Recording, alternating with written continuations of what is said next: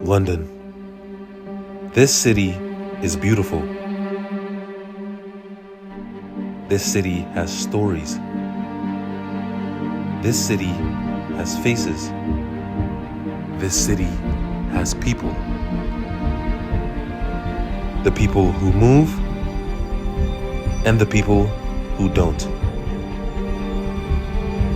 The ones who don't move, we call them statues. Who are these people that don't move?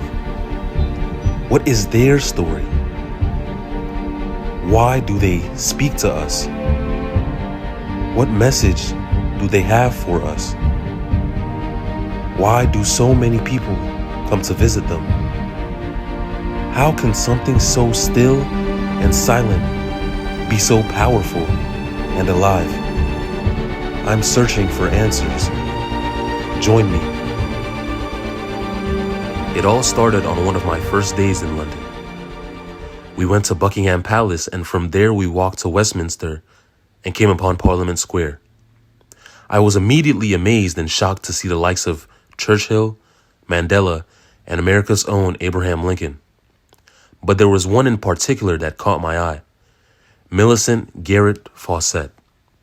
As soon as I saw the statue, it grabbed me and wouldn't let go. The sign, "Courage calls to courage everywhere," felt like it was directed at me, directed at every person in the square. It felt like she was protesting, shouting, preaching, and marching all at once. It felt like she was alive, except she wasn't. She was still. I couldn't remember the last time I felt this strongly about a statue. It made me wonder if it was just me, or did other people feel this way?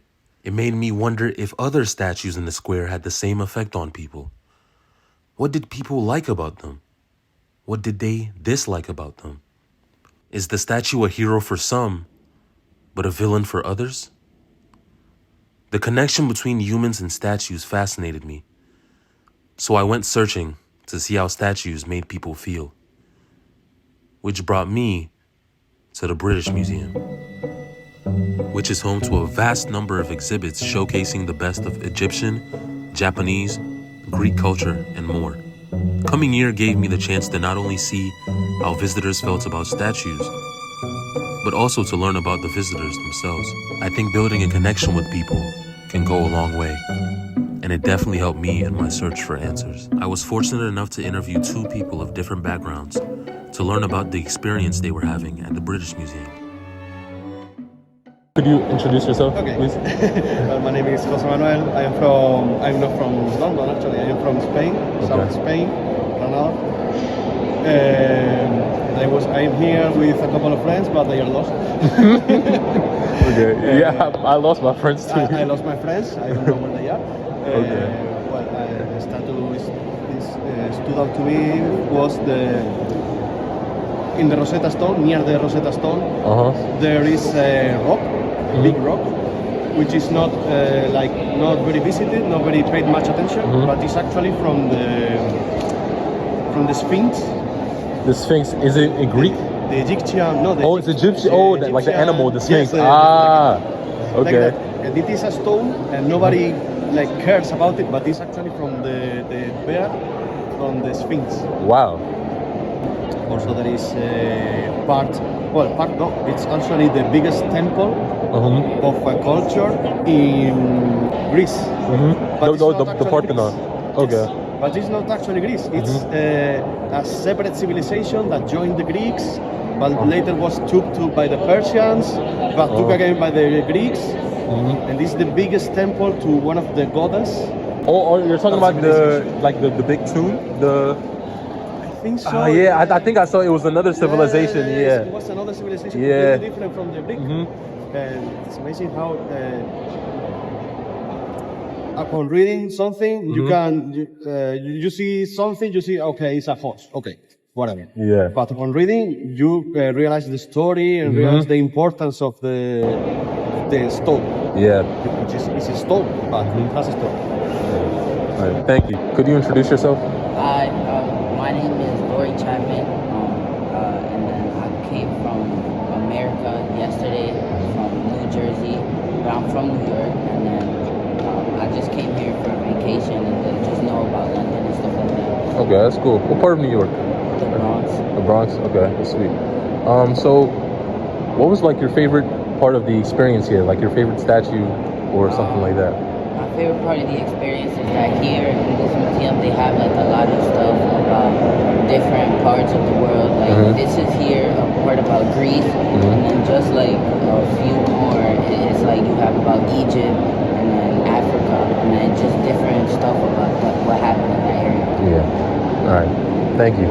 Hearing their stories was both enriching and refreshing, and it gave me some insight on why they were so attracted to certain statues. You see, to them, statues told a story. They taught them about the world, about how earlier civilizations lived, engaged in conflict, and more. This experience was significant, but I felt like I had to go back to where it all began. So I did.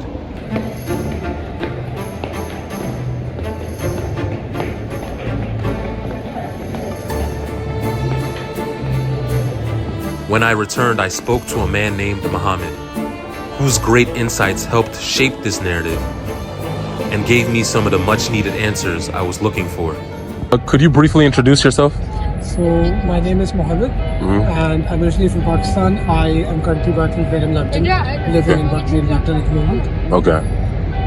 And is this your first time at Parliament Square? Not really. I do come in to work over here once a week. Okay. So you work in the area. Okay.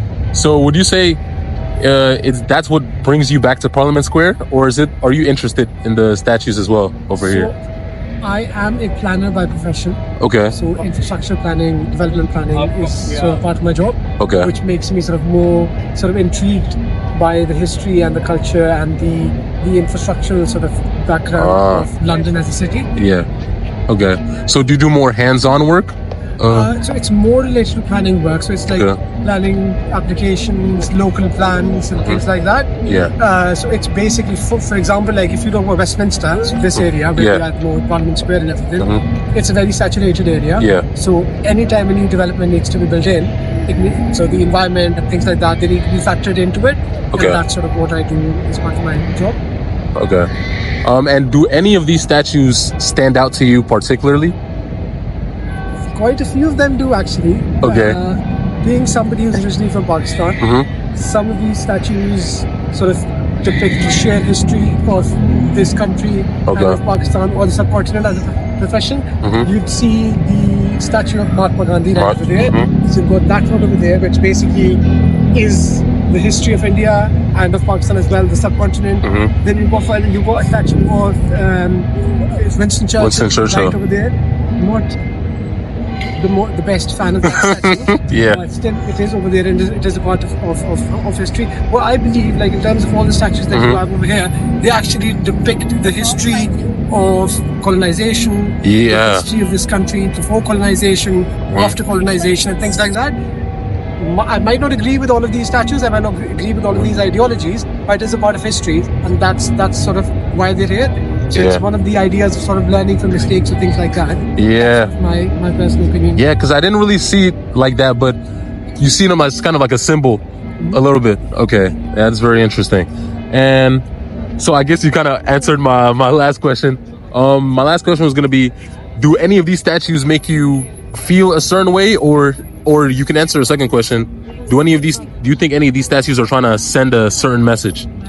So, I mean, I think it really comes down to what is perceived by each of these statues. That is a very good question. I do believe that the statue of Winston Churchill over there, which is the first statue and probably the biggest statue in the entire square, it does make me feel uncomfortable, or it used to make me feel uncomfortable at a point. But I've switched my personal ideology to a way that it's basically sort of, as I was saying earlier, learning from your mistakes, things like that. If that's the reason why that statue is over there, I'm more than happy for it to be there. Yeah. But if that's not the reason, and it's glorifying sort of racism and glorifying colonialism, I wouldn't really be happiest with that statue being up there. Okay, thank you. I appreciate that. And there it is. It really hit me when Muhammad said the statue of Winston Churchill used to make him feel uncomfortable, but he was able to overcome it. And the way a statue affects you can also depend on your perspective and if you're willing to be open-minded about the statue's purpose. To think just the image of someone could create such an emotion is astounding. Yes, a statue can be a hero to some and a villain to others. Winston Churchill serving as a prime example. And the reason statues can speak to us so deeply is because they are people. Statues are people who have lived lives just like us and lives completely different from us. Lives defined by perseverance and grit. Lives defined by fighting tooth and nail for what's right. Lives defined by power and vanity. And lives defined by justice and equity. Statues teach us about life. They charge us to learn from their mistakes. They implore us to be bold and fierce.